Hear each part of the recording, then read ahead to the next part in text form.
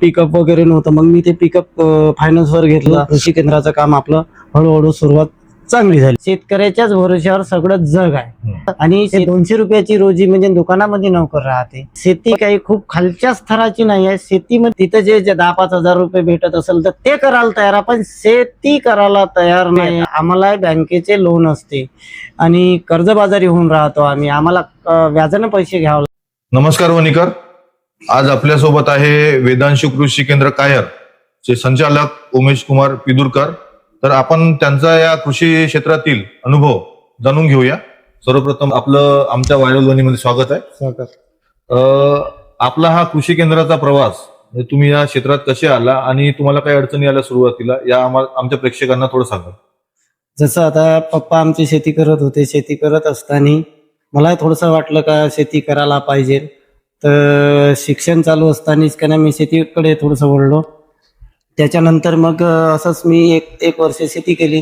मला त्याच्यामध्ये काही पर्सेंट प्रॉफिट भेटलं नाही भेटलं, त्यामुळे मग मी खरेदी चालू केली कपाशीची. त्याच्यामध्ये मला 25 हजार रुपये भेटले. त्याच्यानंतर म्हटलं आता आपण बाकी दुसरा बिझनेस करायचा कोणचं, शिक्षण आहे आपलं, समोर काही होणार नाही. तर इकडं घरची परिस्थिती नादान असल्यामुळे मला इकडे खरेदीमध्ये मी घुसून गेलो. त्याच्यानंतर मग काय करायचं तर मग स्वतः लायसन वगैरे काढून घेतलं आणि कृषीचा व्यवसाय मी हा बाळापूर इथे चालू केला.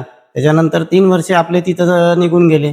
त्याच्यानंतर म्हटलं येतं 4-5 कृषी केंद्र आहे आमच्या बाळापूर बोपापूरला, तर म्हटलं आपण कुठंतरी बाहेर ठिकाणी जायचं असं ठरवलं. मग नंतर आपण कायरला एक ब्लॉग घेऊन आपण तिथं मग थोडं असं आपलं चालू केलं. तर पहिलं सुरुवातीला म्हणजे खूपच म्हणजे परेशानी झाली, कारण आपल्याजवळ पेमेंट नसल्यामुळे किंवा आपण खालची परिस्थिती असल्यामुळे ते आपल्याला तेवढं म्हणजे खूप झेलावं लागलं. मग आपण काहीतरी इकडून व्याजानं वगैरे पैसे घेऊन इथून तिथून काहीतरी मॅनेजमेंट केलं आपण 2-3 वर्षामध्ये. मग ते रेग्युलर येऊन गेला. त्याच्यानंतर आपण दलालीचं काम चालू केलं. त्याच्यानंतर आपण माझ्याकडे पिकअप वगैरे नव्हतं, मग मी ते पिकअप फायनान्सवर घेतलं. त्याच्यानंतर मग हळूहळू कृषी केंद्राचं काम आपलं हळूहळू सुरुवात चांगली झाली. तर आता आपण चांगलं व्यवस्थित आहे आपलं कृषी केंद्र आणि एकदम चांगलं आहे. म्हणजे अतिशय संघर्षपूर्ण तुमचा संघर्ष म्हणायला गेलं तर संघर्ष जो करावा लागला, आपण त्या 25 ते 30 हजारापासून सुरुवात केलेली आहे. आणि संघर्ष असा का म्हणजे आपल्याला कोणी मार्केटमध्ये कोणी उभं नव्हते ठेवत, तर आपण थोडी ओळख पाणी करून व्यापाऱ्यापर्यंत जाऊन पोहोचलो. व्यापाऱ्यांनी थोडा माल देत, जसं राजरेड्डी शाहूकार, कारण तर त्यांनी खूप आपल्याला मदत केली सुरुवातीला. राजरेड्डी शाहूकारांनी आपल्याला म्हणजे आपलं दुकान सजवून दिल्यासारखं दिलं. त्याच्यानंतर रवी ॲग्रोटेक होते वणीवाले, तर त्यांनी सुद्धा आपल्याला खूप सपोर्ट केला का चालू दे, हळूहळू चालू दे, म्हणजे नगदी उधार असं काही करून आपण ह्या 2026 पर्यंत आपण आलो. 2005चं आपलं ओपनिंग दुकान होतं. म्हणजे तुम्ही अतिशय संघर्षपूर्ण आणि हितचिंतकाच्या कार्याने इथपर्यंत आला. यावर्षी आपल्या परिसरातील शेतकऱ्यांची परिस्थिती काय म्हणजे उत्पादनाची? 2025 आणि 26 मध्ये जसे खताचे रेट वाढलेले आहे. जसं पहिलं 1200 रुपयात 20-20-0-13 भेटत होतं.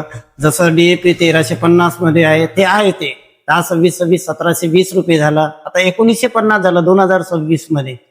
हे जे काही शेतकऱ्याला खर्च लादलेला जात आहे, त्यामुळे ह्या वर्षीचं 2025-26 मध्ये डिझेलचे रेट वाढलेले आहे. आणि तिसरी गोष्ट, त्यांना मागच्या वर्षीच्या तुलनेत 2024-25 च्या तुलनेमध्ये या वर्षी 25-26 मध्ये त्यांना जो खताचा जो भूदंड बसलेला आहे, तर आज 200 ते 400 रुपये प्रति बॅगवर जास्त द्यावं लागले. त्यामुळे शेतकरी त्यातही हालाकीत खालच्या स्तराला गेला आहे. तिसरी गोष्ट, या वर्षी या 25-26 मध्ये पाऊस जास्त पडल्यामुळे जे बोंड वगैरे लागले होते ते असे गळून पडले. जसे 100% किंवा 80% जे उत्पन्न व्हायचं होतं, आज ते 35% कपाशीमध्ये आलं. आणि सोयाबीनच्या शेंगाच गळून गेल्या. बहुतांशी शेतकऱ्यांचं सोयाबीन सांगवायला सुद्धा म्हणजे काढायला सुद्धा नाही भेटलं. या परिस्थितीमध्ये शेतकरी हा आज कर्जबाजारी झालेला आहे. त्या मुलीचे जे लग्न वगैरे करायचे असले किंवा काही असते, तर जसं काही शेतकरी मुलगा जर असला तर त्यांना मुली मिळून नाही राहिल्या. मुली न मिळाल्यामुळे तो एक त्यांची मानसिकता अजून खराब झालेली आहे. कारण तर आता करायचं काय, आपल्याला मुली नाही मिळत, म्हणजे असा एक उद्देश झाला का शेती करण्याची सुद्धा इच्छा त्यांच्यामध्ये राहिलेली नाही. आता समोर मुलीचं लग्न करतो म्हणलं तर मुलं चांगल्या पद्धतीचे मिळू शकत नाही, किंवा काही व्यसना आधी गेले आहे, किंवा काही असे बहुत काही प्रॉब्लेम आहे ते. आणि शेतकरी 2 वर्ष तरी का नाही, समोर 2 वर्ष जर उत्पन्नामध्ये जर साथ दिला नाही शेतकऱ्याला, तर शेतकरी टिकणं कठीण जाईल. उधारीचे व्यवहार आणि व्यवसायाची शिस्त हे तुम्ही कशी राखता? जसं आता जो शेतकरी रेग्युलर आहे, किंवा त्यांच्याकडे जसे कोणता कार्यक्रम नाही आला तर तो शेतकरी व्यवस्थित रेग्युलर राहतो, किंवा एक बहुतांशी शेतकरी चांगलेच आहे, काही म्हणजे असं नाही, काही फक्त त्यांच्याकडे एखादा जर कार्यक्रम आला तर वसुलीला थोडासा त्रास होतील, किंवा ते आणून नाही देतील, किंवा थोडीशी ढवळाढवळ करते, आम्ही समजू शकतो त्या गोष्टी. आणि तिसरी गोष्ट, आम्हाला वसुली न आल्यामुळे आता आम्हाला बँकेचे लोन असते आणि कर्जबाजारी होऊन राहतो आम्हाला व्याजानं पैसे घ्यावे लागते. आता शेतकऱ्यांनाही हे गोष्ट समजून घ्यायला पाहिजे का, आपण दुकानदाराचे पैसे नाही, काही तर लेखाचे 10,000 असेल तर का नाही त्याच्यात 7,000 द्यायचे असते, अजून 2-3,000 राहू द्या बा, असं काहीतरी त्यांनी करायला पाहिजे. पण शेतकऱ्याचं कसं होऊन राहिलं, निसर्ग एक तर साथ करत नाही, शेतकऱ्याचाही विषय आहे. आणि तसंही असून आमचाही विषय असा आला आहे का, आम्ही कर्जबाजारी म्हणजे कर्ज घेऊन राहतो बँकाकडून, आम्हाला ते पण द्यावं लागते, आम्हाला व्यापाऱ्याचे पण पेमेंट द्यावं लागते. म्हणजे सगळं काही समतोल असं करायला म्हणजे आमचा नाकी न येत असतो. कारण आम्ही एवढं परेशान होऊन जातो. आज अशीच परिस्थिती आहे, या वर्षाला हीच परिस्थिती आहे का दुकानदार हा एकदम म्हणजे खाली गेलेला आहे. कारण तर त्यांचे ज्या वेळेत जे यायला पाहिजे ते येऊनच नाही राहिले, कारण तर शेतकऱ्यांना उत्पन्न नाही झालं त्यामुळे तो प्रॉब्लेम आहे. किंवा सोयाबीन जर व्यवस्थित झालं असतं तर सोयाबीनचा काहीतरी त्यांना भेटलं असतं तर आम्हाला कपाशीमधून पेमेंट आले असते, तसं पण होऊन नाही राहिलं. आणि या वर्षाला समोरचा जो सीझन आम्हाला दुकानदाराला पण जड जाणार आहे, शेतकऱ्याला पण जड जाणार आहे, समोरचा व्यापारी सुद्धा आम्हाला थोडासा प्रॉब्लेम मध्येच टाकणार आहे. कारण तर जुनेच पेमेंट नाही आले तर नवीन पेमेंट म्हणजे नवीन माल कसा द्यायचा हा प्रश्न त्यांना येणारच आहे.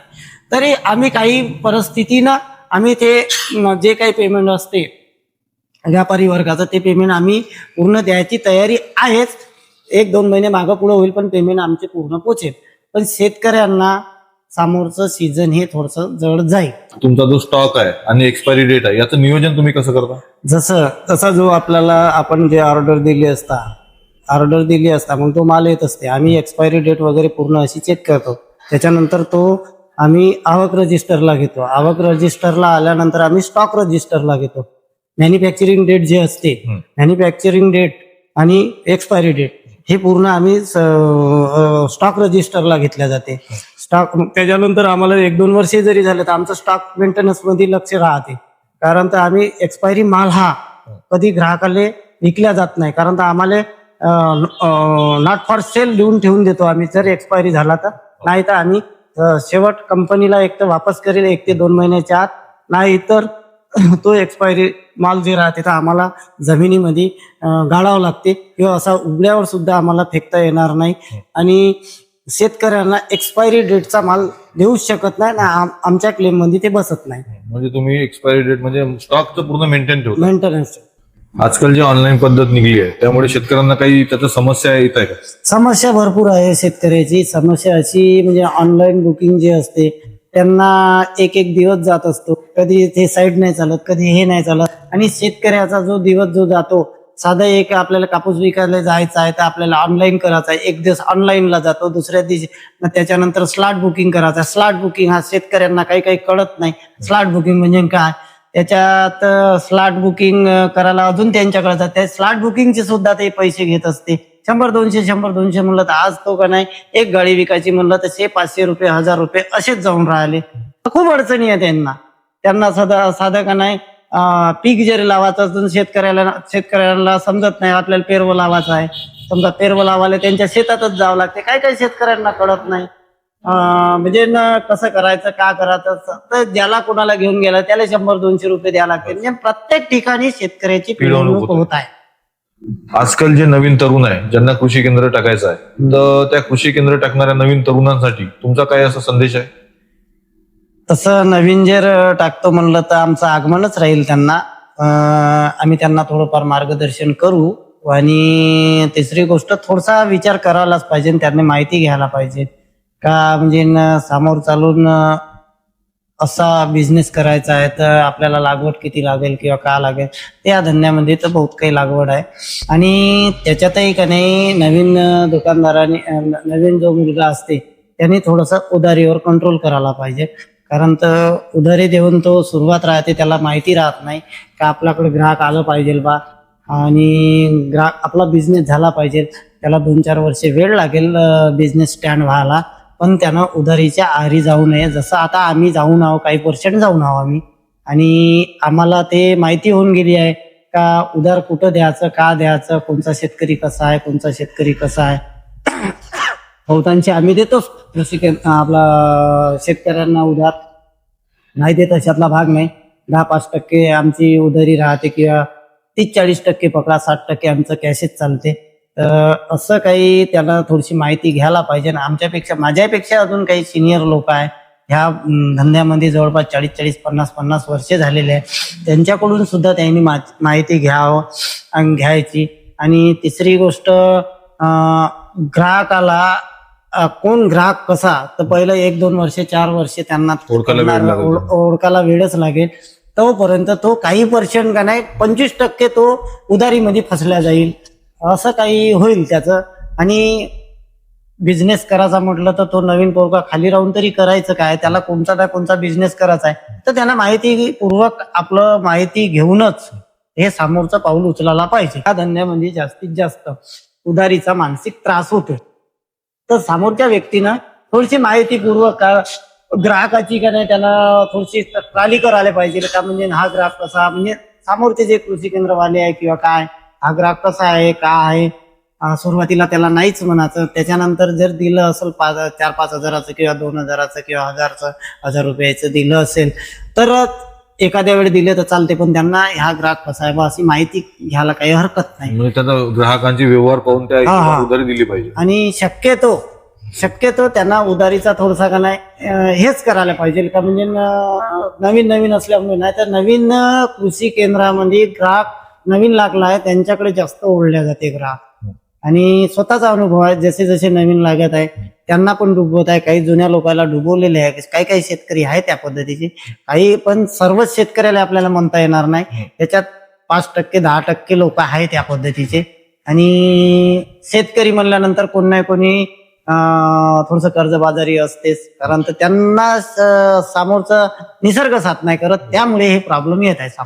आजकाल जे शेतकरी आत्महत्या करतात तर त्या आत्महत्या रोखण्यासाठी शेतकऱ्यांना काय उपाययोजना किंवा काय आवाहन करणार तुम्ही आमच्या चॅनलच्या माध्यमातून जनतेला? तुमच्या चॅनलच्या माध्यमातून मी एवढीच सांगू इच्छितो की शेती तर करायलाच पाहिजे. शेतीला एक साईड बिझनेस म्हणून एखादं जसं शेळी पालन आहे, जसं काही मेंढी पालनवाले असतील, किती गुरेवाले असतील, काय गुरं पालन. आणि जसं आता माझ्या बाळापूर बोपापूर मध्ये काही असे 2 एकरवाले 3 एकरवाले काही शेळी पालन करत आहे. शेळी पालन त्यांना चांगला प्रॉफिट मिळून राहिलं, कारण जशी शेती जरी कमी जास्त झाली तरी का नाही शेळीच्या याच्या माध्यमातून त्यांना चांगल्या पद्धतीचं उत्पन्न भेटत. तसं आता दुधाचा पण बिझनेस एकदम व्यवस्थित आहे. आता आजकालच्या मुलाने करायला पाहिजे, पण आजकालचे मुलं कसं ते 200 रुपयाची रोजी म्हणजे दुकानामध्ये नोकर राहते, पण शेतीला असा साईड बिझनेस जर लावला ना कुठे यांना नोकर राहायची गरज नाही. शेती काही खूप खालच्या स्तराची नाही आहे, शेतीमध्ये करता येते, बरोबर आपण केलं पाहिजे. आणि ह्या तुमच्या चॅनलच्या माध्यमातून मी एवढं सांगू इच्छितो तर त्यांनी साईड बिझनेस करायला पाहिजे. जसं दुधाळ धंदा आहे, एकदम मस्त दुधाचा धंदा आहे एकदम. आता तसंही माझ्याकडे आहे ऍक्च्युली, मी आता माझं एवढं कृषी केंद्र आहे तरी मी स्वतः सुद्धा दूध विकत असतो, कारण तर माझा सकाळीचा जो 7-8चा टायमिंग असते तो दुधाचा माझा बिझनेस आहे. कारण तर त्याच्यात बहुत काही प्रॉफिट आहे, पण आपण लोक करत नाही, आपल्याला सगळे रेडीमेड खायची सवय लागून गेली आहे. त्यामुळे तुमच्या चॅनलच्या माध्यमातून मी एवढं सांगू शकतो, सगळ्या शेतकऱ्यांनी साईड बिझनेस करायला पाहिजे. तुमची शेती कितीही खालच्या स्तराची जरी झाली तरी जनावर राहते, जनावराला तुमच्या शेतीमधून पालापाचोळा मिळू शकते, त्यांना गवत मिळू शकते, सर्व मिळू शकते. तर शेतकरी खालच्या स्तराला जाणार नाही असे काही उद्योगधंदे केले तर अशा प्रकारे आपण आज वेदांशू कृषी केंद्र कायरचे संचालक उमेश कुमार पिदुरकर यांची मुलाखत घेतली व त्यांच्याकडून आपण जाणून घेतलं शेतीबद्दल त्यांचे मत आणि त्यांचा जे अनुभव आहे. तर आपण अशा प्रकारे नवनवीन वक्त्यांना बोलवून इथे आपण त्यांचे अनुभव घेत जाऊ. तर अशा प्रकारे आपल्या चॅनलला लाईक, शेअर आणि सबस्क्राईब करा. धन्यवाद.